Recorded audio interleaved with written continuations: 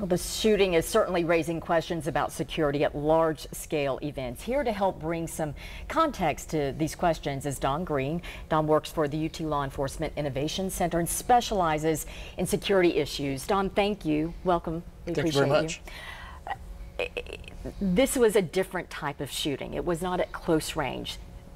The suspect was high above, 32nd floor, shooting down 400 yards. How can anyone prepare for something like this? It's a very difficult thing. We've not really seen anything like this probably since the Texas Tower shooting back in the early 70s. The Fayette, Arkansas school shooting where kids sat on a hillside and shot down on a school ground. It is very hard to prevent.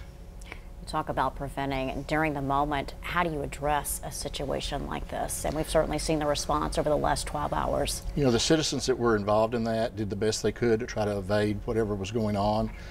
People tried to render aid, tried to escape. Law enforcement responded as quickly as they could. The response is just really essential to get to it as quickly as you could before any more people were injured. During the break we were talking about this is something new that the United States probably is not as, certainly not familiar with as compared to European countries. And in Europe, they do take other steps. We've done some international training, and some of the things that hotels do over there is they screen luggage coming into each hotel. They look for things like weapons or explosives, very similar to what you go through going through TSA at an airport. But they would be looking for these type of items trying to come into a hotel where something like this could happen. And let's talk a little more about this. This was an outdoor arena. We see this play out across the country.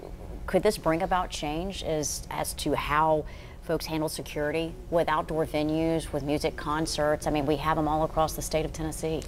It depends on the jurisdiction. I know in Knoxville, they prepare for these type of things. They have people deployed just looking for these type of incidents where it happens at the scene, people coming into an event, or people that are on the outskirts of the event that may want to damage or injure people as they are inside the event itself when it's outside. So it's saying that Knoxville, definitely, this is something Knoxville leaders have addressed and have prepared for. They have for a long time. With the University of Tennessee's football, with the events that we have, with the fair, other outside events, the police department, the sheriff's department, the University of Tennessee Police Department, Highway Patrol, they've all planned for these. We've had a lot of experience with presidential visits, legislative visits where we have high focused individuals that we have to protect.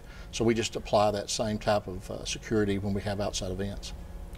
Mr. Don Green, thank you very much for your insight. We appreciate it. Thank you, ma'am.